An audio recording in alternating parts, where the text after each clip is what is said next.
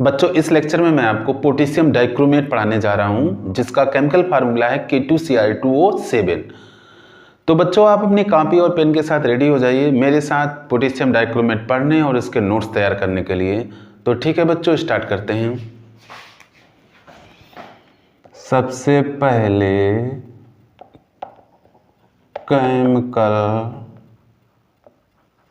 Formula, जैसा कि मैंने बताया इसका केमिकल फार्मूला होता है K2Cr2O7। पोटेशियम डाइक्रोमेट इसका नाम है, केमिकल फार्मूला K2Cr2O7। अब बच्चों सबसे पहले इसको बनाते कैसे हैं, इसके बनाने की विधियों के बारे में डिस्कशन करते हैं। तो हेडिंग डालिए methods of preparation. Methods of preparation, बनाने की विधियां। सबसे पहले देखते हैं कि प्रयोगशाला में इसे कैसे बनाते हैं। प्रयोगशाला विधि, लैब मेथड, प्रयोगशाला विधि। बच्चों प्रयोगशाला में इसको बनाने के लिए पोटेशियम क्रोमेट का यूज करते हैं।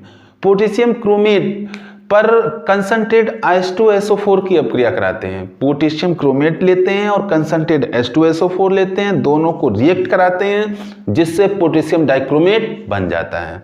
रिएक्शन देखते हैं। क्या लेते हैं? Potassium chromate. पोटेशियम क्रोमेट का बच्चों सूत्र होता है K2Cr2O4।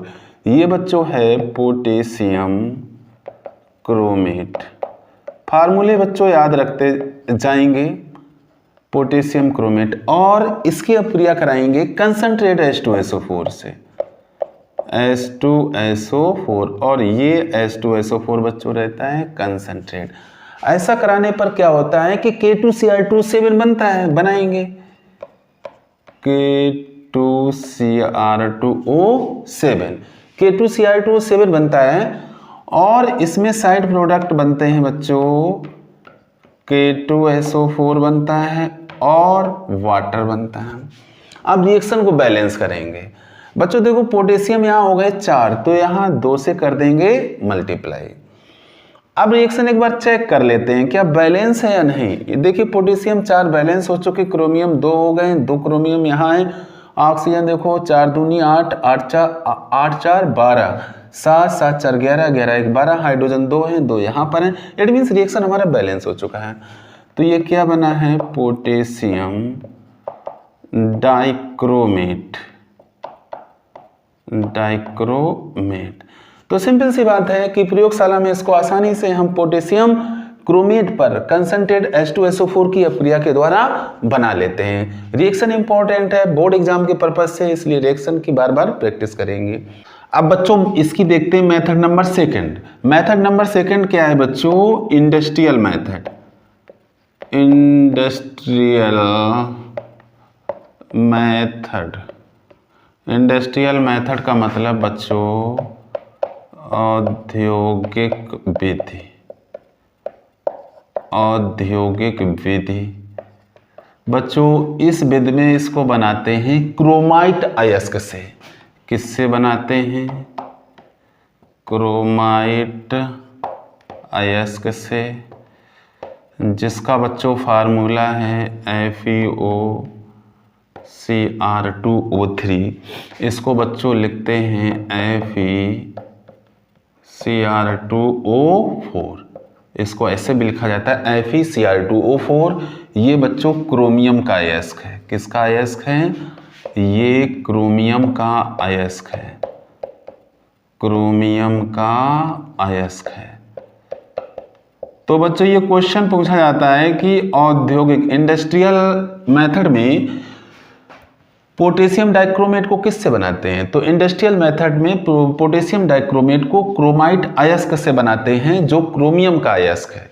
किसका अयस्क है? क्रोमियम का अयस्क है, जिसका फार्मूला होता है FeO.Cr2O3 और इसको लिखते हैं FeCr2O4। अब बच्चों क्रोमाइट अयस्क से इसको 3 स्टेप में बनाया जाता है। क्रोमाइट अयस्क से इसको 3 स्टेप में बनाया जाता है। फर्स्ट स्टेप में क्रोमाइट अयस्क से हम सोडियम क्रोमेट बनाते हैं। सेकेंड स्टेप में सोडियम क्रोमेट से सोडियम डाइक्रोमेट बनाते हैं। थर्ड स्टेप में सोडियम डाइक्रोमेट से पोटेशियम डाइक्रोमेट बना लेते हैं। तो 3 स्टेप हैं। स्टेप फर्स्ट क्रोमाइट अयस्क से sodium chromate, step second sodium chromate से sodium dichromate, step third sodium dichromate से पोटेशियम डाइक्रोमेट। आप तीनों स्टेप ध्यान में रखेंगे। फर्स्ट स्टेप क्रोमाइट अयस्क से sodium chromate, second step sodium chromate से sodium dichromate, third step sodium dichromate से पोटेशियम डाइक्रोमेट। आपको ये प्रोसेस अभी लर्न हो जाएगी। तो स्टेप आपको ध्यान में रहने चाहिए। स्टेप फर्स्ट यानी कि स्टेप फर्स्ट क्या है? क्रोमाइट अयस्क से क्या बनेगा? क्रोमाइट अयस्क किस में चेंज हो जाएगा? सोडियम क्रोमेट में। फर्स्ट स्टेप क्या है? क्रोमाइट अयस्क से सोडियम क्रोमेट। सेकंड स्टेप क्या है? स्टेप सेकंड की अगर बात करें, स्टेप सेकंड ये कहता है sodium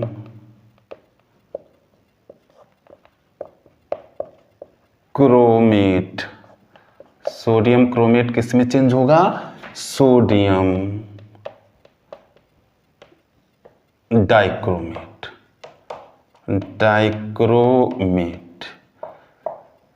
sodium chromate sodium dichromate किस स्टेप में? Step number second. Third step में बच्चों क्या होगा? स्टेप थर्ड में सोडियम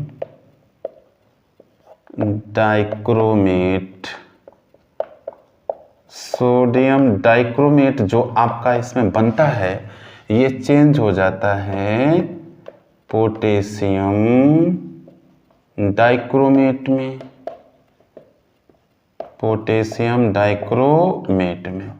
तो आप इन स्टेप्स को ध्यान में रखेंगे। किस स्टेप में क्या होता है? फर्स्ट स्टेप में क्रोमाइट अयस्क सोडियम क्रोमेट में, सेकंड स्टेप में सोडियम क्रोमेट सोडियम डाइक्रोमेट में, थर्ड स्टेप में सोडियम डाइक्रोमेट पोटेशियम डाइक्रोमेट में। अब बच्चों ये बात आपको ध्यान में रखनी है कि फर्स्ट स्टेप में क्रोमाइट अयस्क सोडियम क्रोमेट में कैसे बदलता है। तो बच्चों यहाँ एक प्रोसेस कराई जाती है जिसका नाम है भर्जन प्रोसेस कराई जाती है। और सेकंड स्टेप में सोडियम क्रोमेट सोडियम डाइक्रोमेट में कैसे बदलता है? यहाँ पर बच्चों सोडियम क्रोमेट की अपक्रिया कराते हैं कंसंट्रेट H2SO4 से। आप ध्यान में रखिएगा बच्चों, ये प्रोसेस अभी आपको लर्न हो जाएगी। थर्ड स्टेप में क्या करते हैं? थर्ड स्टेप में सोडियम डाइक्रोमेट पोटेशियम डाइक्रोमेट में चेंज होता है। तो यहाँ सीधी सी बात है, सोडियम डाइक्रोमेट से पोटेशियम डाइक्रोमेट चेंज हो रहा है, बदल रहा है। तो यहाँ पर सोडियम डाइक्रोमेट की अपक्रिया कराते हैं पोटेशियम क्लोराइड से। अब आप ध्यान में रखिए, फर्स्ट स्टेप में भर्जन होगा, सेकेंड स्टेप में सोडियम क्रोमेट कंसंट्रेट H2SO4 से अपक्रिया करेगा, थर्ड स्टेप में सोडियम डाइक्रोमेट KCl से अपक्रिया करेगा। अब देखिए भर्जन के लिए क्या चाहिए हमको? भर्जन के लिए हमें वायु चाहिए और साथ में यहाँ पर हम सोडियम कार्बोनेट या सोडियम हाइड्रोक्साइड दोनों में से किसी का यूज करते हैं। किसमें? भर्जन में। किसका? या तो हम सोडियम कार्बोनेट का यूज करेंगे जिसका फार्मूला Na2CO3 होता है, या NaOH का यूज करेंगे। इन दोनों का ही यूज किया जाता है, दोनों में से किसी एक का हम यूज कर सकते हैं और इसको गर्म करेंगे। गर्म करने से भर्जन होगा, लेकिन बच्चों भर्जन कराने से पहले अयस्क का सांद्रण कराना पड़ता है। तो इसमें हमें सांद्रित अयस्क लेना है। सांद्रित अयस्क कैसे मिलता है? बच्चों जो अयस्क होता है उसमें कई अशुद्धियां होती हैं, मिट्टी कंकड़ पत्थर इत्यादि अशुद्धियां होती हैं। इन अशुद्धियों को जब अयस्क से रिमूव कर दिया जाता है, अलग कर दिया जाता है, तो अयस्क कहलाता है सांद्रित। यानी कि अयस्क से मिट्टी कंकड़ पत्थर इत्यादि अशुद्धियों को रिमूव करना उसका सांद्रण कहलाता है। तो यहाँ पे कौन सा अयस्क हमें चाहिए? सांद्रित अयस्क। तो क्रोमाइट अयस्क कैसा होना चाहिए? सांद्रित। तो सांद्रित क्रोमाइट अयस्क यानी कि FeO, या पूरा एक साथ लिख लो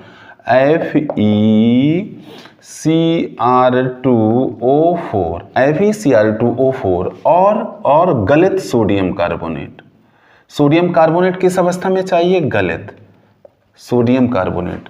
और क्या चाहिए? वायु चाहिए। वायु को रिप्रेजेंट करता है O2। इसका मिक्सचर जो होता है इसको गर्म करते हैं, तेज गर्म करते हैं, तेज गर्म करते हैं। गर्म करने से क्या होगा, इसका भर्जन होगा। किसका, क्रोमाइट है इसका। भर्जन होने से क्या क्या बनता है बच्चों, भर्जन होने से पहला प्रोडक्ट सोडियम क्रोमेट बनता है। सोडियम क्रोमेट का बच्चों फार्मूला होता है Na2CrO4, first product sodium chromate. इसके बाद इसमें Fe2O3 भी बनता है, फेरिक ऑक्साइड भी बनता है Fe2O3, और इसके साथ साथ यहाँ पर गैस एक निकलती है CO2, कार्बन डाइऑक्साइड गैस निकलती है। बच्चे बहुत परेशान हो जाते हैं इसको बैलेंस कैसे करें। तो बच्चों मैं एक नंबर बता रहा हूँ जिस नंबर को आप लर्न रखिए, 487। कौन सा नंबर आपको लर्न रखना है, 487, 487। और ये 487 नंबर का यूज करना है रिएक्टेंट्स में। रिएक्टेंट जो इसमें 3 हैं उनको क्रमशः 487 से मल्टीप्लाई कर देना है। किससे, 4 और 7 से मल्टीप्लाई कर देना है। अब जब आप इसको 487 से मल्टीप्लाई कर देते हैं तो रिएक्शन आसानी से बैलेंस हो जाती है। करिए बैलेंस। देखिए Fe यहाँ पे 4 हो गया है और Fe यहाँ पर 2 है। 2 को 4 बनाने के लिए किसका मल्टीप्लाई करेंगे, 2 का। इसके बाद आगे बढ़िए, क्रोमियम देखिए 4 दूना 8, 8 क्रोमियम है यहाँ पर और क्रोमियम इधर है 1। 1 को 8 बनाने के लिए क्या काम करेंगे, इसको 8 से मल्टीप्लाई कर देंगे। इसके बाद ऑक्सीजन का नंबर आता है, ऑक्सीजन को भी चेक कर लो, ऑक्सीजन कितने हैं, 4 चौको 16, 16 ऑक्सीजन यहाँ है और 8 तियां 24, 24 ऑक्सीजन यहाँ है और 7 दूनी 14 ऑक्सीजन यहाँ है। टोटल ऑक्सीजन अगर हम चेक करें तो 6 4 10, 10 4 14, एक हाथ से लगा, 1 1 2 2 2 4 4 1 5, 54 हैं। यहाँ आप चेक करो, 8 चौको 32, 32 ऑक्सीजन और 3 दूना 6, 32 6 कितने हो गए बच्चों, 38, और 38 और 2 कितने हो गए, 40। कितने कम है, 14 कम है। कितने कम है, 14 कम है। कितने, 14 कम है। अब 14 कैसे आएंगे, तो देखिए अब ऑक्सीजन क्या है, इनके ये Fe और आपने क्रोमियम बैलेंस कर लिया। यहाँ अब हम कुछ नहीं करेंगे, जो कुछ करना है हमें CO2 में करना है। CO2 में ऑक्सीजन के साथ कार्बन भी है, तो कार्बन को एक बार और देख लो। कार्बन यहाँ कितने हैं, 8 हैं। यहाँ कार्बन कितना है, 1 है। तो 1 को 8 करने के लिए 8 से गुणा कर दो। जैसे ही आप इसको 8 से गुणा करते हैं, ऑक्सीजन 2 की जगह हो जाते हैं 16, यानी कि 2 की जगह कितने हो गए, 16। अब देखो 38 में 16 जोड़ोगे तो ये आ जाएगा 54। इट मीन्स ऑक्सीजन हमारी बैलेंस हो चुकी है। तो ये रिएक्शन पूरी तरह से बैलेंस हो चुकी है। आपको एक नंबर याद रखना है, 487, 487। ये बच्चों रिएक्शन मैंने कराई सोडियम कार्बोनेट के साथ में। अब हमने बताया कि आप सोडियम हाइड्रोक्साइड से भी रिएक्शन करा सकते हैं, सोडियम हाइड्रोक्साइड भी भर्जन करा सकता है। तो सोडियम हाइड्रोक्साइड की भी रिएक्शन देख लो, FeCr2O4, ये क्या है, क्रोमाइट अयस्क है। अब मैं ले रहा हूँ NaOH और इधर O2 और इसको करा रहा हूँ। फर्स्ट प्रोडक्ट बच्चों क्या आता है, Na2CrO4। सेकेंड प्रोडक्ट क्या आता है बच्चों, ferric oxide Fe2O3। Third product बच्चों यहाँ पे हम CO2 नहीं होगा, चेंज हो जाएगा, क्योंकि यहाँ हाइड्रोजन है तो हाइड्रोजन बनाएगा वाटर H2O। अब इस रिएक्शन को बैलेंस करते हैं बच्चों। वही ट्रिक ध्यान में रखते हैं 487 वाली। अंतर सिर्फ इतना हो जाएगा कि यहाँ पर सोडियम थे 8 दूनी 16, यहाँ Na2 था, यहाँ NO2 ना होकर Na है, तो अब हमें सोडियम 16 ही करने हैं। तो इसलिए यहाँ 8 से मल्टीप्लाई ना करके 16 से मल्टीप्लाई करेंगे, बाद बाकी कोफिशिएंट समान रहेंगे, यानी कि यहाँ 4 रहेगा, यहाँ 7 रहेगा और यहाँ हो गया 16। अब इसको बैलेंस करते हैं। देखिए बच्चों Fe 4 है तो यहाँ 2 से मल्टीप्लाई, 2 दूना 4, क्रोमियम 4 दूनी 8, तो यहाँ हम करेंगे 8 से मल्टीप्लाई। अब देखो जब 8 से आप इसको मल्टीप्लाई करते हो तो क्रोमियम भी बैलेंस हो जाता है और सोडियम भी बैलेंस हो जाता है। सब बैलेंस हो गया, केवल हाइड्रोजन को चेक करिए। आप हाइड्रोजन चेक करिए, हाइड्रोजन यहाँ 16 है, यहाँ हाइड्रोजन हमारे पास 2 हैं। 2 को 16 बनाने के लिए हम इसको करेंगे 8 से मल्टीप्लाई। तो क्या बच्चों 8 से मल्टीप्लाई करने पर ऑक्सीजन बैलेंस हो जाता है। ऑक्सीजन को एक बार चेक कर लीजिए, क्या ऑक्सीजन हमारा बैलेंस हो रहा है? देखिए बच्चों, यहाँ ऑक्सीजन कितने हैं? 4 चौको 16, यहाँ ऑक्सीजन है आपके पास 16, यहाँ ऑक्सीजन है 16 ऑक्सीजन यहाँ है, यहाँ ऑक्सीजन है 14। तो देखो 6 6 12, 12 4 16, एक हाथ से लगा 3 3 1 4 46। इधर ऑक्सीजन देखो 8 चौको 32, 3 दूना 6, 32 6 और यहाँ पर 8। चेक कर लो, 2 6 8 8 8 16 3 1 4। इट मीन्स ऑक्सीजन भी हमारे बैलेंस हो चुके हैं। तो ये रिएक्शन थोड़ा बच्चे कंफ्यूज रहते हैं कि कैसे बैलेंस करें, तो आप इस ट्रिक को ध्यान में रखेंगे। 487 487 रिएक्शन आपकी बैलेंस हो जाएगी। अब आप आते हैं सेकंड स्टेप में। हाँ, एक बात और कि फर्स्ट स्टेप में सोडियम क्रोमेट हमको मिल जाता है। सोडियम क्रोमेट जल में घुलनशील होता है, इसलिए इसको जल के निष्कर्षण की विधि द्वारा पृथक कर लिया जाता है। और इसमें जो फेरिक ऑक्साइड होता है ये जल में अवलेय होता है, इसलिए इसको छान करके अलग कर लेते हैं, जिससे हमें सोडियम क्रोमेट का विलयन प्राप्त हो जाता है। सोडियम क्रोमेट का विलयन प्राप्त हो जाता है। अब देखिए, सोडियम क्रोमेट का विलयन हमें फर्स्ट स्टेप से मिला है। सेकंड स्टेप में क्या काम करेंगे? इसी सोडियम क्रोमेट विलयन की अपक्रिया कराएंगे कंसंट्रेट H2SO4 से। देखते हैं बच्चों क्या बनता है। किसकी अपक्रिया? Na2CrO4 की अपक्रिया किससे करा रहे हैं हम? यहाँ पर H2SO4 से, और ये H2SO4 है हमारा कंसंट्रेट, जिससे क्या बनेगा? जिससे बच्चों बनता है सोडियम डाइक्रोमेट। सोडियम डाइक्रोमेट पहले बना लेते हैं। सोडियम डाइक्रोमेट का फार्मूला Na2Cr2O7, Na2Cr2O7। और यहाँ पर बच्चों एक प्रोडक्ट और बनता है, साइड प्रोडक्ट बनता है सोडियम सल्फेट, Na2SO4। अब रिएक्शन को करते हैं जरा बैलेंस। देखिए बच्चों, मैंने सोडियम यूज कर रखे हैं 4, तो यहाँ कर देंगे 2 से मल्टीप्लाई। जब इसको आप 2 से मल्टीप्लाई कर देते तो सोडियम बैलेंस हो जाता है, क्रोमियम भी बैलेंस हो जाता है। क्रोमियम भी बैलेंस हो जाता है। क्या अभी बैलेंस नहीं है? अभी हमारा हाइड्रोजन और ऑक्सीजन बैलेंस नहीं है। हाइड्रोजन यहाँ 2 हैं, तो यहाँ वाटर का एक मॉलिक्यूल बनता है H2O। अब बच्चों यहाँ पर हमारा प्रोडक्ट क्या बना? Sodium dichromate. ये फार्मूला किसका है? सोडियम डाइक्रोमेट का। ये फार्मूला है सोडियम डाइक्रोमेट का, और ये सोडियम सल्फेट का है। बच्चों, इस विलयन को जब ठंडा करते हैं तो सोडियम सल्फेट के क्रिस्टल बन जाते हैं। सोडियम सल्फेट के बन जाते हैं क्रिस्टल, जिसको छान करके अलग कर दिया जाता है। तो बचा हुआ विलयन हमारा सोडियम डाइक्रोमेट का होता है। क्या ध्यान रखना है? सोडियम सल्फेट के क्रिस्टल बनते हैं, जिनको छान कर अलग कर देते हैं, और बचा हुआ विलयन हमारा होता है सोडियम डाइक्रोमेट का। अब इस सोडियम डाइक्रोमेट के विलयन को थर्ड स्टेप में हम यूज करते हैं। थर्ड स्टेप में क्या काम करते हैं? सोडियम डाइक्रोमेट के विलयन को गर्म करते हैं और इसको सांद्रित करते हैं। इसके बाद इसकी अपक्रिया कराते हैं पोटेशियम क्लोराइड से। पोटेशियम क्लोराइड से अपक्रिया कराते हैं, जिससे पोटेशियम डाइक्रोमेट का विलयन प्राप्त हो जाता है। रिएक्शन देखते हैं बच्चों। Na2Cr2O7 किससे अपक्रिया करा रहे हैं? KCl से। क्या बनता है बच्चों? क्या बनता है? आप बना लो पोटेशियम डाइक्रोमेट। पोटेशियम डाइक्रोमेट का फार्मूला K2Cr2O7। पोटेशियम डाइक्रोमेट मैंने बना लिया, K2Cr2O7। Na है, Cl है, तो यहाँ NaCl भी बनता है। अब रिएक्शन को कर लो जरा बैलेंस। K2 यानी कि यहाँ 2 से मल्टीप्लाई करेंगे। 2 से जैसे आप मल्टीप्लाई करते हैं वैसे पोटेशियम बैलेंस हो जाता है। क्लोरीन और सोडियम को देखो, यहाँ 2 क्लोरीन है 2 सोडियम है, तो यहाँ 2 से गुणा करेंगे। इस तरह से हमें मिल जाता है पोटेशियम डाइक्रोमेट का विलयन। इस पोटेशियम डाइक्रोमेट के विलयन को जब हम ठंडा करते हैं तो पोटेशियम डाइक्रोमेट के क्रिस्टल प्राप्त होते हैं, जो नारंगी रंग के होते हैं। नारंगी रंग के होते हैं कौन?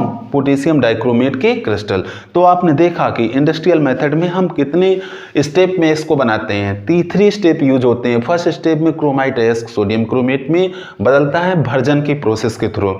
सेकंड स्टेप में सोडियम क्रोमेट सोडियम डाइक्रोमेट में चेंज होता है। थर्ड स्टेप में सोडियम डाइक्रोमेट पोटेशियम डाइक्रोमेट में चेंज हो जाता है। बच्चों, आप इसका स्क्रीनशॉट ले लीजिए और इसे कॉपी में नोट कर लेना। ठीक है बच्चों, ये थी पोटेशियम डाइक्रोमेट को बनाने की मेथड्स, जिसमें मैंने आपको लैब मेथड और इंडस्ट्रियल मेथड बताई। यही दो मेथड आपके सिलेबस में हैं, इन्हीं का आपको अभ्यास करना है और यही बोर्ड एग्जाम में आती हैं। अब इसके बाद इसकी देखते हैं फिजिकल प्रॉपर्टीज पर आते हैं। सबसे पहले इसकी देखते हैं फिजिकल प्रॉपर्टीज, भौतिक गुण। क्या देखते हैं? भौतिक गुण, फिजिकल प्रॉपर्टीज। बच्चों इसकी फिजिकल प्रॉपर्टीज क्या हैं? देखिए बच्चों, अभी हमने बताया था कि नारंगी रंग के क्रिस्टल प्राप्त होते हैं। इसमें हल्का सा रेड कलर भी होता है, तो इसको नारंगी लाल रंग बोलते हैं। तो पोटेशियम डाइक्रोमेट नारंगी लाल रंग का क्रिस्टली ठोस पदार्थ है और इसका गलनांक लगभग 396 डिग्री सेल्सियस होता है। ये जल में विलेय होता है, लेकिन जल में तो बच्चों ये पूरी तरह से विलेय है, लेकिन एल्कोहल में विलेय होता है। राइट डाउन कर लीजिए, यह है नारंगी लाल रंग का क्रिस्टली ठोस पदार्थ है जिसका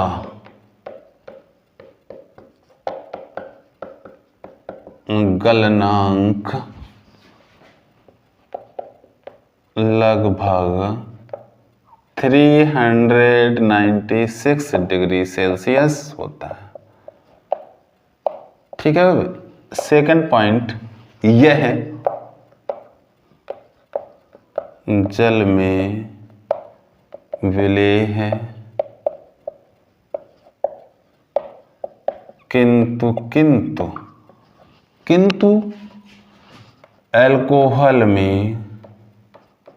एल्कोहल बच्चों क्या है? एल्कोहल कार्बनिक विलायक है, एल्कोहल में अविलेय है, एल्कोहल में अविलेय है। तो ये तो इसकी फिजिकल प्रॉपर्टीज थी। अब इसकी केमिकल प्रॉपर्टीज पर आते हैं, रासायनिक गुणों पर आते हैं। केमिकल प्रॉपर्टीज पर आते हैं। केमिकल प्रॉपर्टीज इट मीन्स रासायनिक गुण। रासायनिक गुणों पर आते हैं। रासायनिक गुणों में बच्चों सबसे पहले ऊष्मा का प्रभाव देखते हैं, इसको गर्म करने पर क्या होता है, किसको? पोटेशियम डाइक्रोमेट को। तो सबसे पहले effect of heat, effect of heat, ऊष्मा का प्रभाव, ऊष्मा का प्रभाव। देखिए बच्चों, जब पोटेशियम डाइक्रोमेट को गर्म किया जाता है तो इसका हो जाता है अपघटन। क्या होता है? अपघटन होता है और क्रोमिक ऑक्साइड बनता है। देखिए बच्चों, क्रोमिक ऑक्साइड बनता है और पोटेशियम क्रोमेट भी बनता है। क्रोमिक ऑक्साइड और पोटेशियम क्रोमेट K2Cr2O7, इसको हम कर रहे हैं गर्म। तो गर्म करने से क्या बनता है?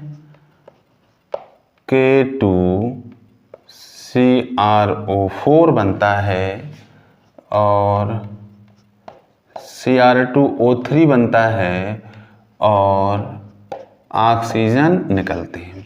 अब इसको बच्चों करना है बैलेंस, तो यहाँ पर कर देते हैं 4 से इसको मल्टीप्लाई। 4 से जब इसको मल्टीप्लाई करते हैं तो इसको भी हम 4 से मल्टीप्लाई करेंगे, K2CrO4 पोटेशियम बैलेंस करने के लिए। अब देखिए क्रोमियम कितने हैं? 4 दूनी 8, 4 क्रोमियम यहाँ यूज हो चुके हैं, 4 और चाहिए, 2 हैं यहाँ पर, 2 से कर देंगे इसको मल्टीप्लाई। तो पोटेशियम और क्रोमियम बैलेंस हो गए। अब ऑक्सीजन देखो, 4 सतह 28, 4 चौको 16 और 16 और 6 22 और 22 6 28, यानी कि इसको करेंगे 3 से मल्टीप्लाई। इसका मतलब है कि जब पोटेशियम डाइक्रोमेट को गर्म किया जाता है तो यह क्रोमिक ऑक्साइड और पोटेशियम क्रोमेट में अपघटित हो जाता है। ये क्या है? Potassium chromate. पोटेशियम क्रोमेट और क्रोमिक ऑक्साइड। ठीक, अब आते हैं इसकी मोस्ट इंपॉर्टेंट केमिकल प्रॉपर्टीज पर, और वो केमिकल प्रॉपर्टी क्या है बच्चों? ऑक्सीकारक गुण। ऑक्सीकारक गुण सबसे इंपॉर्टेंट इसकी प्रॉपर्टी है। ऑक्सीकारक गुण मोस्ट इंपॉर्टेंट है, इससे रिएक्शन और क्वेश्चन बोर्ड एग्जाम में आता है। ऑक्सीडाइजिंग प्रॉपर्टी, ऑक्सीकारक गुण।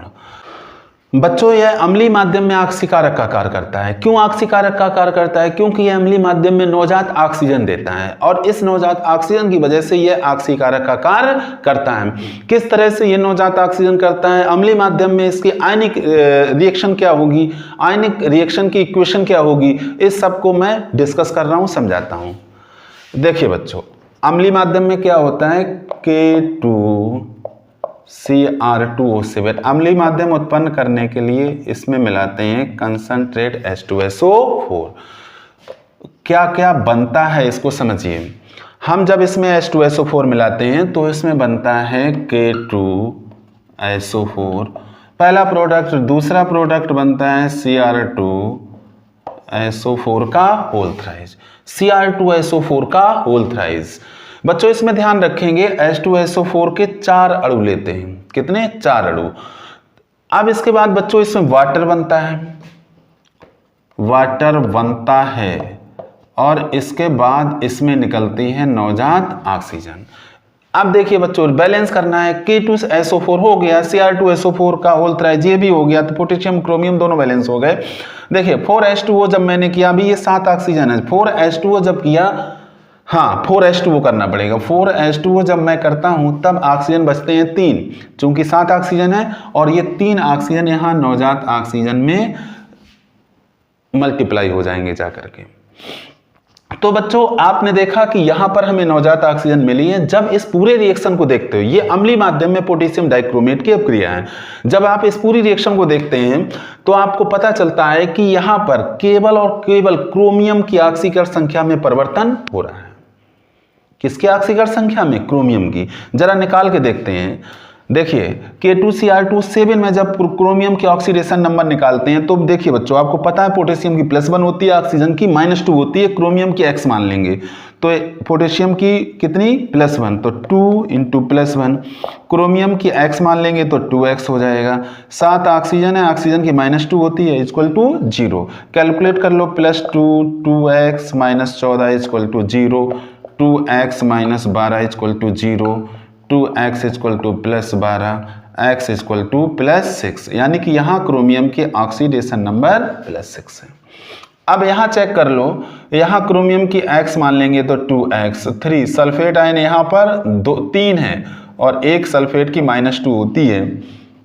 चेक कर लो, 2x - 6 = 0, x = +6/2 = +3, यानी कि यहाँ क्रोमियम की ऑक्सीडेशन नंबर +3 है। तो आपने देखा कि अम्लीय माध्यम में क्रोमियम की ऑक्सीडेशन नंबर रिड्यूस हो रही, घट रही है, यानी कि ये अपचित हो रहा है। अपचयित तो हो रहा है।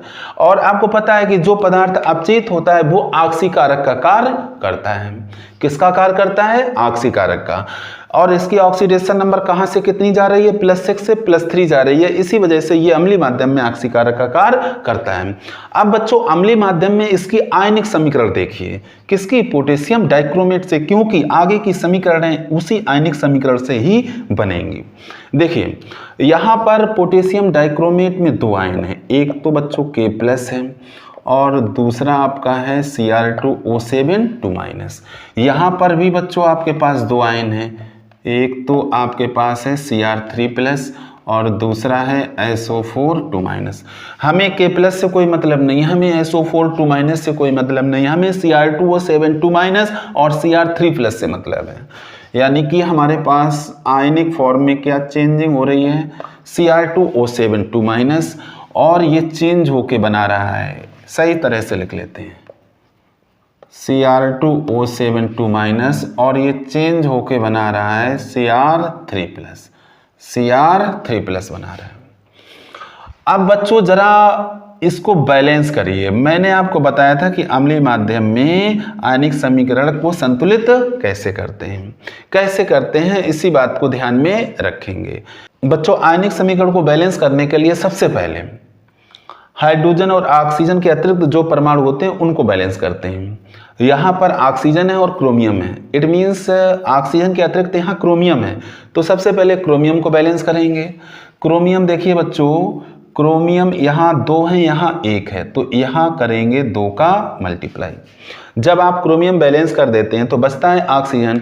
आपको रूल मैंने बताया था कि अम्लीय माध्यम में ऑक्सीजन को बैलेंस करने के लिए जिस ओर जितने ऑक्सीजन कम होते हैं उस ओर उतने ही H2O जोड़ते हैं, और दूसरी तरफ H2O किससे ठीक डबल H+ जोड़ते हैं, ठीक डबल H+ जोड़ते हैं। तो इसको बच्चों थोड़ा नीचे लिख लेते हैं, Cr2O7 माइनस से मैं बना रहा हूं Cr3 प्लस, किसका मल्टीप्लाई कर लिया है 2 का। तो बच्चों इधर 7 ऑक्सीजन कम है तो 7 H2O जोड़ेंगे, और 7 का डबल कितना होता है 14, इधर जोड़ देंगे 14 H+। अब इसके बाद चार्ज काउंट करेंगे। इधर देखिए चार्ज +14 -2 प्लस हो गया 12, इधर हो गया +6। देखिए हम चार्ज बैलेंस करते हैं इलेक्ट्रॉन जोड़ करके, +6 को +12 नहीं कर सकते, लेकिन +12 को +6 जरूर कर सकते हैं। कैसे? हम अगर इलेक्ट्रॉन यहाँ जोड़ दें कितने 6, तो ये +12 +6 हो जाएगा, इट मीन्स चार्ज हमारा हो जाएगा बैलेंस। अब इसको सही तरह से लिख लेते हैं। यही हो गई हमारी अम्लीय माध्यम में आयनिक समीकरण। कैसे लिखेंगे? Cr2O7 minus plus 14H plus 6 electron gives 2Cr3 plus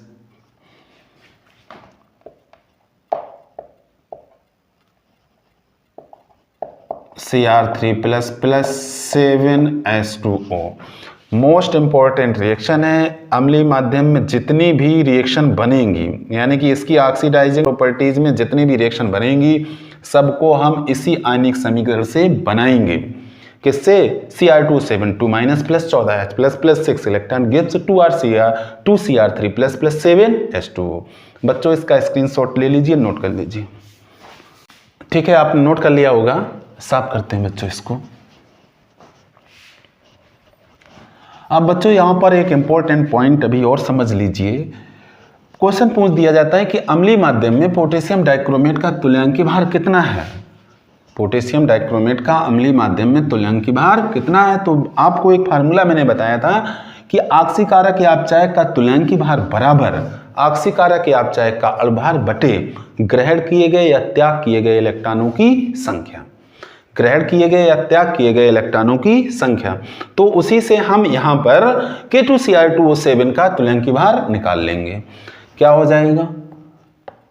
K2Cr2O7 का तुल्यांकी भार, यानी कि इक्विवेलेंट वेट। तुल्यांकी भार इसका कितना आ जाएगा? अणुभार बटे अब ये किसका काम कर रहा है? ऑक्सीकारक का। तो ये अपचयित हो रहा है। अपचयित होने में जितने इलेक्ट्रॉन ग्रहण कर रहे हैं उन इलेक्ट्रॉनों की संख्या से अणुभार को भाग दे देंगे, बटे ग्रहण किए गए इलेक्ट्रॉनों की संख्या। KMnO4 में ये फार्मूला मैं आपको समझा चुका हूँ। यहाँ देखिए बच्चों, इसका अणुभार होता है 294। K2Cr2O7 का अणुभार निकालेंगे 294 आएगा। ये 6 इलेक्ट्रॉन ग्रहण करता है, बटे 6 कैंसिल कर लो, 6 चौको 24, 6 नेमा 54। इसका तुल्यांकी भार आता है 49। ये क्वेश्चन पूछ दिया जाता है, कंपटीशन में भी पूछ देते हैं, तो इसको ध्यान में रखेंगे कैसे इसका तुल्यांकी भार 49 आता है। अब बच्चों इसकी ऑक्सीडाइजिंग प्रॉपर्टीज हैं, ये कौन कौन से चेंजेस करता है उसको समझ लो। प्रमुख परिवर्तन। ये कौन कौन से परिवर्तन अपने ऑक्सीकारक गुण के कारण करता है?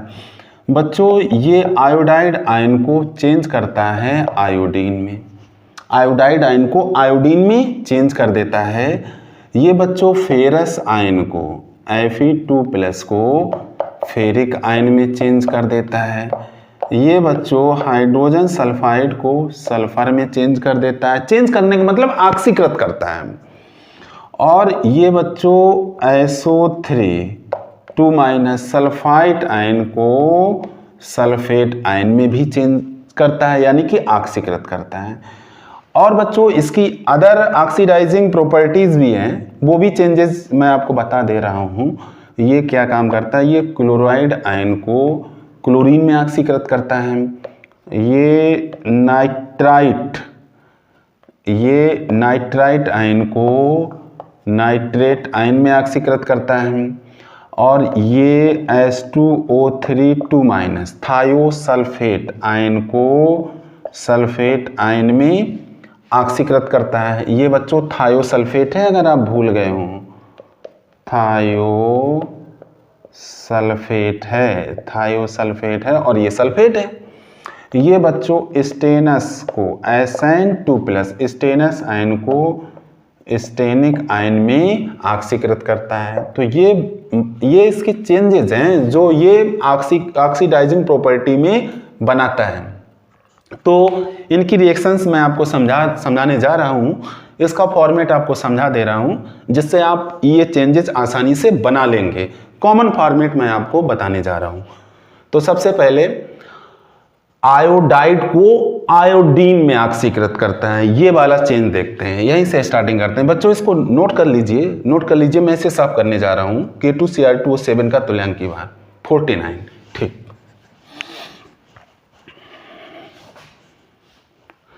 पहला इसका परिवर्तन यह है आयोडाइड को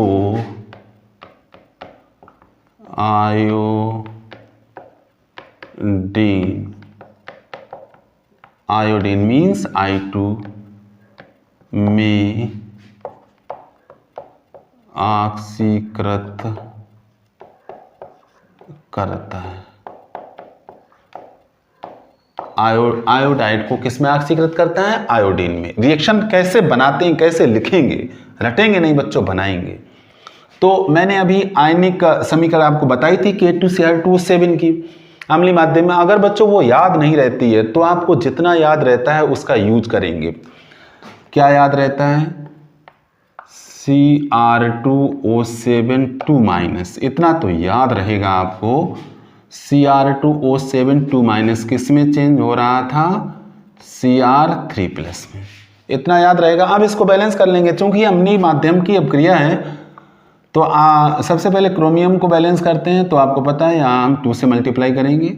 इसके बाद ऑक्सीजन, यहाँ हम +7H2O करेंगे और 7 का डबल 14H+ का यूज करेंगे। चार्ज बैलेंस करने के लिए यहाँ कितने इलेक्ट्रॉन जोड़ेंगे? 6 इलेक्ट्रॉन जोड़ेंगे। तो ये हो गई हमारी अम्लीय माध्यम में पोटेशियम डाइक्रोमेट की आयनिक समीकरण। अब देखिए यहाँ हो क्या रहा है? यहाँ बच्चों हो रहा है I- चेंज हो रहा है I2 में। तो अब इसको बैलेंस करेंगे। बैलेंस करने के लिए यहाँ आयोडीन 2 है, यहाँ 1 है, यहाँ 2 का गुणा कर देंगे। अब इसके बाद चार्ज देखेंगे। बच्चों यहाँ -2 चार्ज है, यहाँ 0 है। इलेक्ट्रॉन जोड़ करके -2 को 0 नहीं कर सकते, लेकिन 0 को -2 कर सकते हैं। कैसे? यहाँ 2 इलेक्ट्रॉन जोड़कर। अब हमारा अगला काम ये होता है कि इन दोनों आयनिक समीकरणों में इलेक्ट्रॉनों की संख्या बराबर करके इनको आपस में जोड़ना। इसमें 6 इलेक्ट्रॉन है, इसमें 2 इलेक्ट्रॉन है। 6 और 2 को आपस में बराबर करने के लिए 2 में हम कर देंगे 3 का गुणा। किसका गुणा कर देंगे? 3 का। तो इलेक्ट्रॉन हो जाएंगे बराबर। हम इसमें अब मैथमेटिक्स का यूज करने जा रहे हैं। जैसे मैथमेटिक्स में समीकरण आपस में जोड़ते थे वैसे ही यहाँ पर जोड़ेंगे। अब इनका बायां साइड देखो, लेफ्ट हैंड साइड।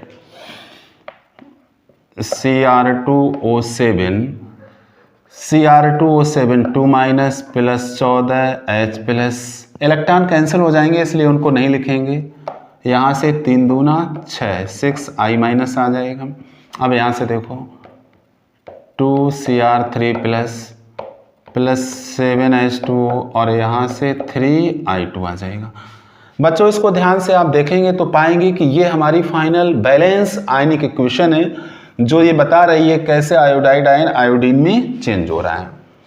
चेक कर सकते हैं, Cr2 यहाँ, 2 यहाँ, ऑक्सीजन 7 यहाँ पर है, 7 यहाँ पर है, हाइड्रोजन 14 यहाँ पर है, 14 यहाँ पर, आयोडीन 6 यहाँ पर, 6 यहाँ पर, चार्ज -2 + 14 तो हो गया +12 और -6 +6 हो गया +6, बैलेंस है। अब बच्चों कभी कभी पूछ देता है कि इसकी आणविक समीकरण लिखो, तो मैं आपको आयनिक से ही आणविक समीकरण बनाने का प्रैक्टिस करा रहा हूँ, KMnO4 में भी कराई थी, इसमें भी आप देखिए बच्चों Cr2O7 2- ये आया कहाँ से था? Cr2O7 2- कहाँ से आया था? जरा इस पे दिमाग लगाओ, ये आया था K2Cr2O7 से। Cr3+ कहाँ से आया था? Cr2SO4 का होल थ्राइस। तो इसको आप ध्यान में रखेंगे। और लास्ट में पोटेशियम और सल्फेट बैलेंस करने के लिए हम किसका यूज करेंगे? K2SO4 का। अब देखिए Cr2O7 2- की जगह हम लिखेंगे K2Cr2O7 H+। हाँ एक चीज और, H+ कहाँ से आया था? H+ आपका आया था H2SO4 से। बच्चों एक H2SO4 में 2 H+ होते हैं, यानी कि 2 H+ जब आपस में मिलते हैं तो एक H2SO4 बनता है। तो 14 H+ से आधा करो 7 H2SO4 बनेगा। I- बच्चों ध्यान में रखो, I- जो होता है ये Ki के फॉर्म में रहता है। किसके फॉर्म में रहता है? Ki। तो यहाँ Ki बना देंगे, 6 Ki गिब्स। देखिए यहाँ क्या बनाएंगे? Cr2SO4 का whole thrice plus 7H2O plus I2। अब एक बार चेक कर लो, SO4 का होल थ्राइस, SO4 का होल थ्राइस। अभी SO4 का होल थ्राइस हमारा बैलेंस नहीं हो पाया है। क्यों नहीं बैलेंस हो पाया है? अब पहले क्रोमियम को भी चेक कर लो, यहाँ 2 क्रोमियम है, यहाँ 2 क्रोमियम है, और यहाँ मैंने H2SO4 जो यूज किए हैं वो 7H2SO4 यूज किए हैं। तो अभी ये सब बैलेंस इसलिए नहीं चूंकि पोटेशियम नहीं बैलेंस है। पोटेशियम चेक करो, यहाँ 2 पोटेशियम है, यहाँ 6 पोटेशियम है, 2 6 कितने हो गए? 8 पोटेशियम। 8 पोटेशियम को बैलेंस करने के लिए हमें K2SO4 कितने चाहिए? 4 चाहिए। कितने चाहिए? 4। एक K2SO4 में 2 पोटेशियम होते हैं, तो 8 पोटेशियम के लिए कितने K2SO4 चाहिए? हमें 4 चाहिए। कितने चाहिए? 4। तो यहाँ जोड़ देंगे 4 K2SO4 और हमारी ये आणविक समीकरण पूरी तरह से बैलेंस हो गई। तो आपको ये कुछ पॉइंट्स ध्यान में रखने हैं कि कौन किससे आपको लाना है। जो जिससे आया था अंत में उसको उसी फॉर्म में ले जाते हैं आणविक समीकरण बनाने में। अब देखते हैं बच्चों दूसरी समीकरण, फेरस को फेरिक में चेंज करते हैं। यह है फेरस यानी कि Fe2+ को फेरिक Fe3+ में ऑक्सीकृत करता है। किसको किस में ऑक्सीकृत करता है? फेरस को फेरिक में। देखते हैं बच्चों, सबसे पहले पोटेशियम डाइक्रोमेट की आयनिक समीकरण Cr2O7 2- यही वाली equation plus 14H+ plus 6 electron gives 2Cr3+ plus 7H2। अब देखो यहाँ चेंज क्या हो रहा है? Fe2+ चेंज हो रहा है Fe3+ में। तो यहाँ एटम बैलेंस नहीं करना, केवल चार्ज बैलेंस करना है। यहाँ +2 है, यहाँ +3 है, तो मतलब यहाँ 1 इलेक्ट्रॉन हमें जोड़ना है। अब इलेक्ट्रॉन बराबर करने के लिए इसमें किसका गुणा करोगे? 6 का, चूंकि ऊपर वाली समीकरण में 6 इलेक्ट्रॉन है, और इन दोनों को आपस में देंगे जोड़। देखो जोड़ने से क्या आएगा? Cr2O7 2 minus +14H plus, electron cancel हो जाएंगे, उनको नहीं लिखेंगे, +6 Fe2 प्लस, अब यहाँ से देखो 2Cr3 plus +7H2O plus 6Fe3 plus. ठीक, ये हमारी आयनिक समीकरण बैलेंस हो चुकी है, इसमें कुछ भी बैलेंस करने को नहीं है। अब देखते हैं बच्चों इसकी आणविक समीकरण।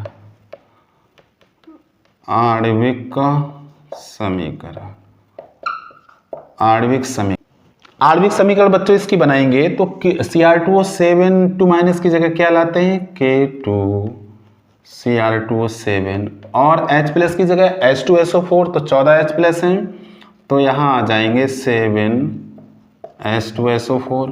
बच्चों Fe2+ जो होता है ये FeSO4 के फॉर्म में रहता है, तो इसकी जगह लिखेंगे FeSO4 गिब्स। इसकी जगह बच्चों क्या लिखते हैं? Cr2SO4 का whole thrice plus 7H2 plus 7H2। अब बच्चों Fe3 प्लस Fe2SO4 का होल थ्राइस के फॉर्म में रहता है। इसकी जगह देखो Fe2+ की जगह क्या लिखना है हमको? FeSO4, चूंकि Fe2 प्लस FeSO4 फिर सल्फेट के फॉर्म में रहता है। Fe3+ की जगह Fe2SO4 का होल थ्राइस लिखेंगे, चूंकि ये फेरिक सल्फेट के फॉर्म में रहता है।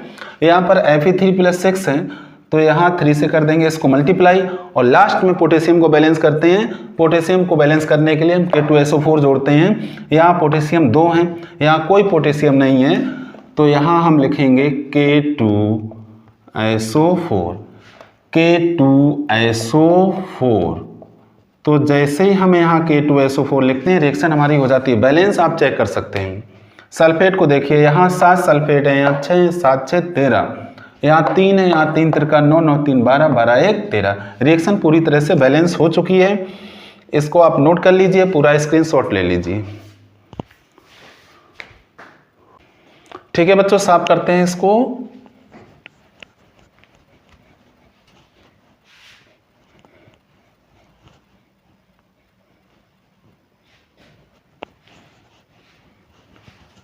अगला चेंज देखते हैं। हाइड्रोजन सल्फाइड को ये सल्फर में ऑक्सीकृत करता है। यह है H2S को किसमें? सल्फर में ऑक्सीकृत करता है। रिएक्शन देखते हैं बच्चों। पहले वही आयनिक समीकरण लिखेंगे,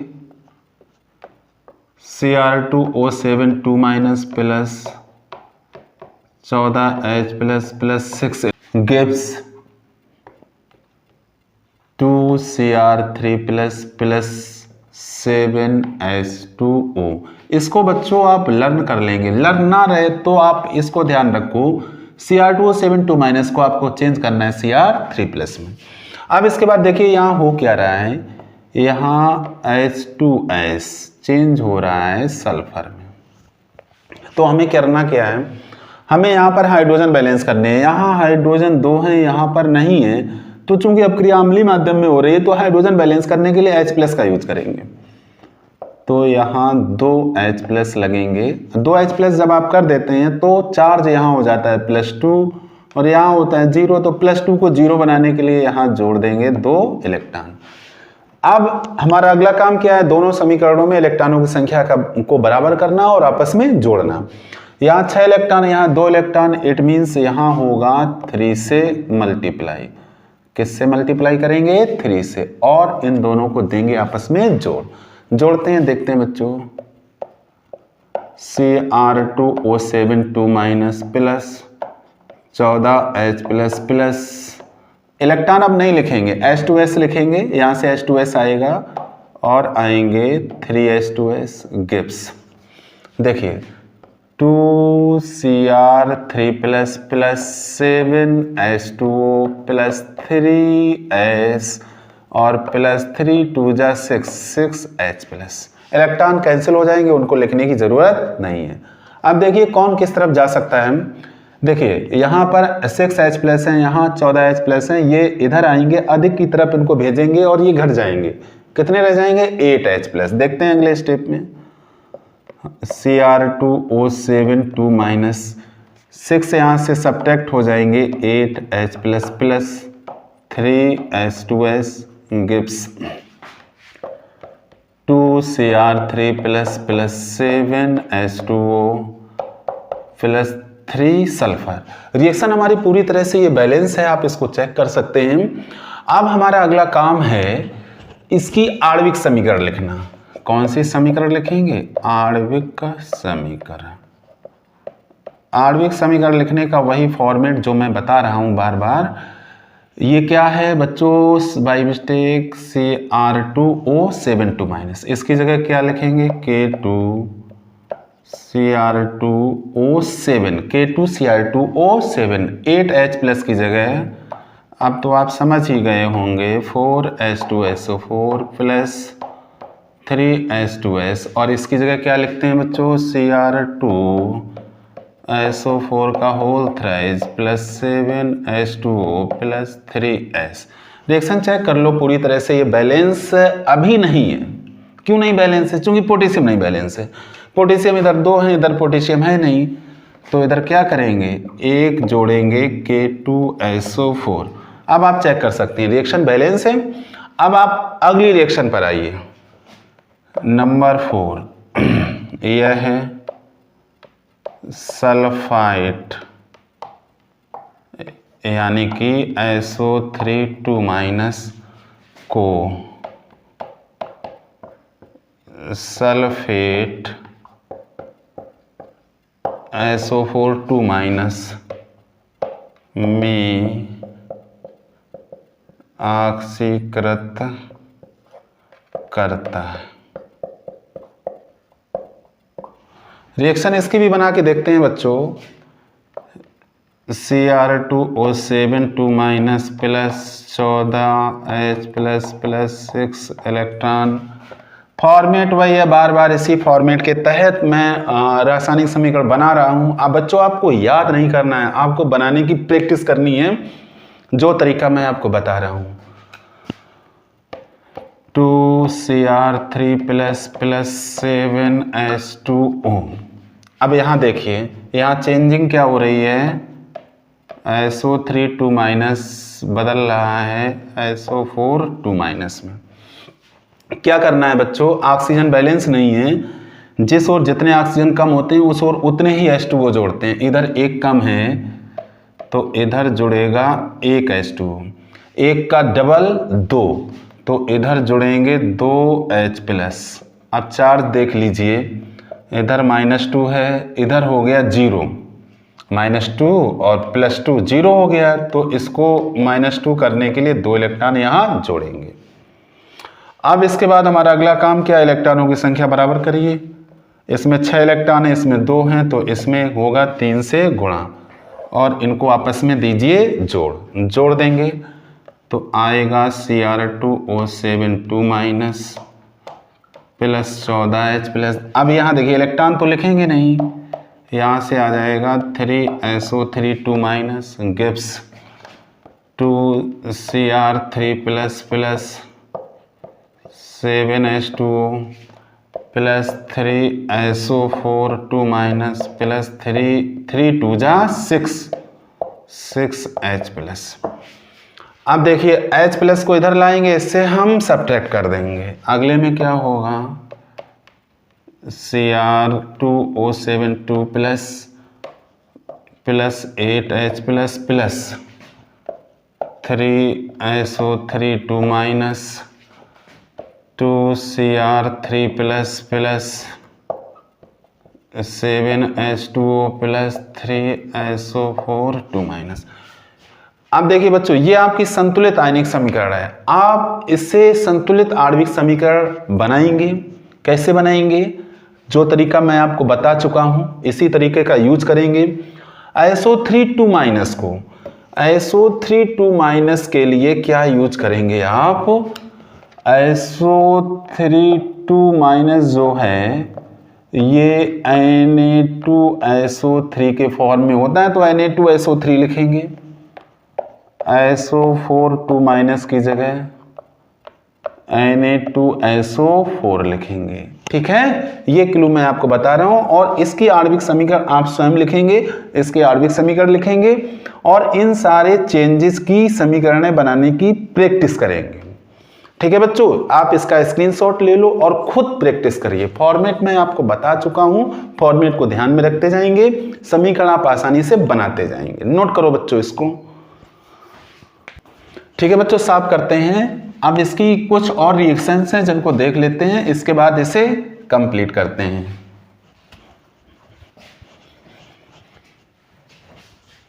बच्चों ये एक बहुत इंपॉर्टेंट टेस्ट देता है जिसको क्रोमिल क्लोराइड टेस्ट कहते हैं। क्रोमिल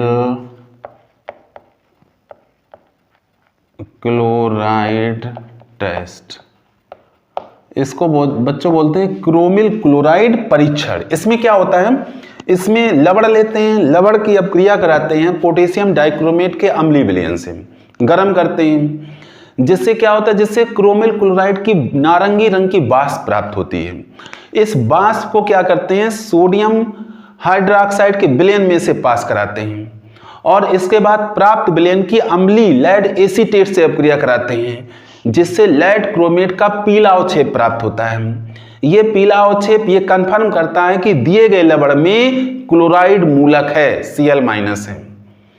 कौन सा मूलक है, क्लोराइड मूलक है। तो ये लेबोरेटरी में क्लोराइड मूलक का टेस्ट करने का एक परीक्षण है, क्लोराइड मूलक कंफर्म करने का एक परीक्षण है, जिससे ये कंफर्म हो जाता है कि दिए गए लवण में क्लोराइड मूलक है या नहीं। इसको क्रोमिल क्लोराइड परीक्षण के नाम से जाना जाता है। देखते हैं बच्चों रिएक्शन क्या होती है। NaCl + K2Cr2O7 + H2SO4 और ये होता है बच्चों कंसंट्रेट। बनता क्या क्या है, बनता है NaHSO4 + KHSO4 + CrO2Cl2 CrO2Cl2 और प्लस H2O। जरा इसकी बैलेंसिंग पता कर लेते हैं बच्चों। बैलेंसिंग के लिए आप थोड़ा ध्यान रखेंगे, यहाँ 4 और यहाँ 6 से इसको मल्टीप्लाई करेंगे, 4 और 6 से एक तरफ का आप बैलेंसिंग ध्यान में रखेंगे। अब देखिए यहाँ NaHSO4, Na यहाँ 4 है तो यहाँ हम इसको करेंगे 4 से मल्टीप्लाई। पोटेशियम यहाँ 2 हैं तो इसको हम करेंगे 2 से मल्टीप्लाई। क्रोमियम यहाँ 2 हैं, इसको भी हम 2 से मल्टीप्लाई करेंगे। अब आप देखिए हाइड्रोजन चेक करिए, हाइड्रोजन सिर्फ 2 यहाँ हैं और टोटल हाइड्रोजन हैं कितने, 6 दूनी 12, 2 यहाँ हैं और 4 यहाँ पर हैं, 4 2 6, बचे कितने 6, 3 दूना 6, 3 दूना 6। तो अब आप चेक करिए, ये रिएक्शन हमारा पूरी तरह से बैलेंस है और ये है chromyl chloride. Chromyl chloride, chromyl chloride की ये वाष्प है, नारंगी रंग की वाष्प है। इसको NaOH विलयन में से प्रवाहित कराते हैं, जिससे क्या होता है, जिससे बच्चों CrO2Cl2 क्रोमिक अम्ल बनाता है, H2CrO4, H2CrO4 ये एक अम्ल बनता है जिसका नाम है क्रोमिक अम्ल। और साथ साथ HCl भी बनता है। बैलेंस करने के लिए इधर हम करेंगे 2 का गुणा और इधर भी करेंगे 2 का गुणा, H2CrO4 इसका नाम है क्रोमिक अम्ल। ये येलो कलर का होता है। इसके बाद इसकी हम लेड एसीटेट से अपक्रिया कराते हैं, H2CrO4 lead acetate CH3 COO का whole twice PB। Lead acetate से जब अपक्रिया होती है तो एक अवक्षेप बनता है PbCrO4 का, और इधर एसिटिक अम्ल अलग से बनता है। ये अवक्षेप होता है किसका है, ये लेड क्रोमेट का। कैसा अवक्षेप होता है, येलो। इसी से पता चलता है कि दिए गए लवण में क्लोराइड मूलक है या नहीं। तो ये रिएक्शंस थी जो। अब एक और रिएक्शन इसकी देख लो, reaction with NH4Cl, ammonium chloride से अपक्रिया। किसकी, K2Cr2O7 की। किससे अपक्रिया करा रहे हैं, NH4Cl से। क्या करते हैं बच्चों, इसको गर्म करते हैं। इससे क्या होता है बच्चों, यहाँ बनता है क्रोमिक ऑक्साइड Cr2O3, और प्रोडक्ट कौन कौन से बनते हैं, Cr2O3 क्रोमिक ऑक्साइड बनता है, और यहाँ पर KCl बनता है, नाइट्रोजन गैस निकलती है, और H2O बनता है। रिएक्शन बैलेंस करेंगे, Cr2O3 यहाँ करेंगे 2KCl। बच्चों N2 है, इसको बैलेंस करने के लिए यहाँ 2 से गुणा करेंगे, और Cr2O3 2KCl प्लस N2 मैंने किया है प्लस H2O। हाइड्रोजन देखिए 4 दूनी 8, तो यहाँ करेंगे 4H2O, यहाँ करेंगे 4H2O। तो इस तरह से जब इसको अमोनियम क्लोराइड के साथ में गर्म करते हैं तो ये अपघटित हो जाता है और बनाता है क्रोमिक ऑक्साइड। क्रोमिक ऑक्साइड, इसकी प्रैक्टिस कर लेंगे बच्चों रिएक्शन की, तो जिससे आप सही से इसको लिख पाएंगे। तो ये बच्चों थी पोटेशियम डाइक्रोमेट की केमिकल प्रॉपर्टीज। यहीं से पोटेशियम डाइक्रोमेट की केमिकल प्रॉपर्टीज समाप्त होती हैं। इसके यूजेज और देख लीजिए बच्चों, यूजेज उपयोग। यूजेज क्या है, आयतन मिति, लैब में सबसे लेबोरेटरी में इसका यूज होता है। आयतन मिति विश्लेषण, जिसको वॉल्यूमेट्रिक कहते हैं, आयतन मिति विश्लेषण में आक्सीकारक के रूप में। दूसरा यूज क्या है, प्रयोगशाला में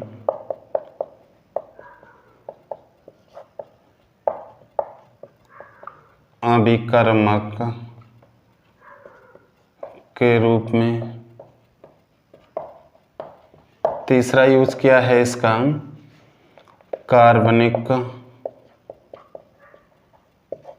पदार्थों के ऑक्सीकरण में।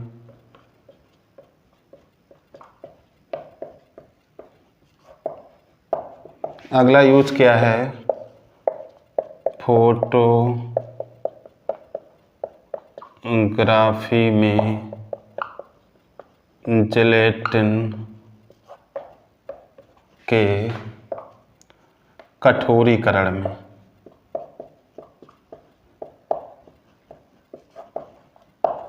बच्चों इनको भी नोट कर लो।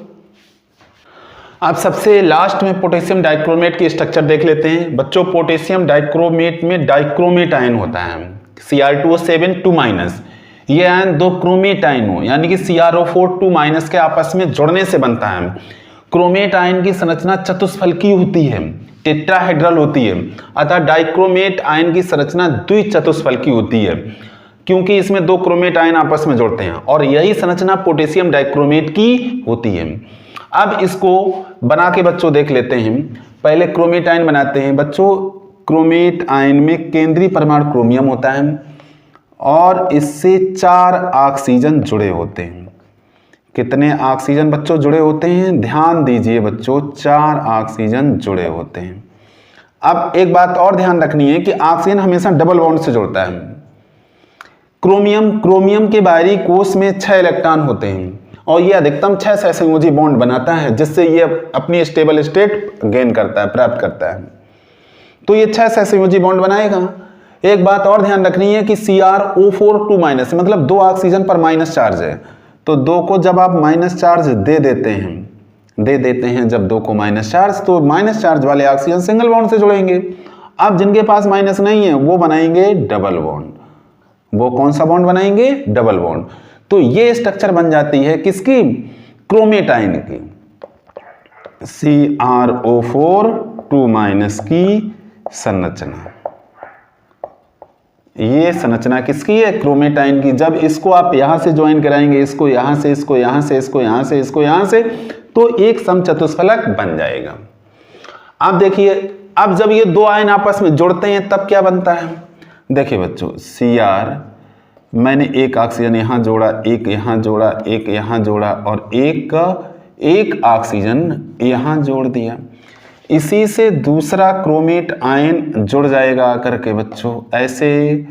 ऐसे तरीका देख लो बच्चों, इस तरह से इसको मैंने 2 क्रोमेट आयन को आपस में जोड़ दिया। अब इसके बाद बॉन्ड बना दीजिए, यहां डबल बॉन्ड, यहां माइनस। देखिए Cr2O7 2 माइनस पर 2 माइनस है, तो 2 ऑक्सीजनों को आपको माइनस माइनस चार्ज देना है। जिनको माइनस माइनस चार्ज दे देंगे वो सिंगल बॉन्ड से जुड़ेंगे, बाद बाकी सब जुड़ेंगे डबल बॉन्ड से। यहां डबल बॉन्ड, यहां डबल बॉन्ड और यहां डबल बॉन्ड और यहां डबल बॉन्ड हो चुका है। ठीक है, तो ये स्ट्रक्चर किसकी है? Cr2O7 2 माइनस की संरचना। इसकी संरचना है ये पोटेशियम डाइक्रोमेट आयन की। इसमें बच्चों क्या होता है? इसमें ये वाला जो एंगल है ये 123 डिग्री होता है और ये वाला जो बॉन्ड है ये 1.77 एंगस्ट्रॉम रहता है। 1.77 एंगस्ट्रॉम रहता है। और ये जो बॉन्ड एंगल है, ये बॉन्ड एंगल ये रहता है 116 डिग्री। और ये जो बॉन्ड है, ये बॉन्ड है 1.62 एंगस्ट्रॉम। 1.62 एंगस्ट्रॉम। ये दोनों बॉन्ड की लेंथ अलग है, बाद बाकी जो बॉन्ड है उनकी लेंथ इक्वल है, 1.62 एंगस्ट्रॉम। तो ये बच्चों के Cr2O7 2 माइनस की स्ट्रक्चर है, डाइक्रोमेट आयन की स्ट्रक्चर है। बच्चों इसका स्क्रीनशॉट लो, फिर इसके बाद पोटेशियम डाइक्रोमेट की स्ट्रक्चर मैं आपको बताता हूं। ठीक, अब इसके बाद जब बच्चों अगर आ जाए कि नहीं K2Cr2O7 की ही स्ट्रक्चर बनाओ, तो अब आप अंतर समझिए। K2Cr2O7 जो होता है, इसमें 2 आयन होते हैं, एक तो K+ होता है और दूसरा Cr2O7 2 माइनस। तो एक पोटेशियम डाइक्रोमेट के अणु में 2 K+ होते हैं।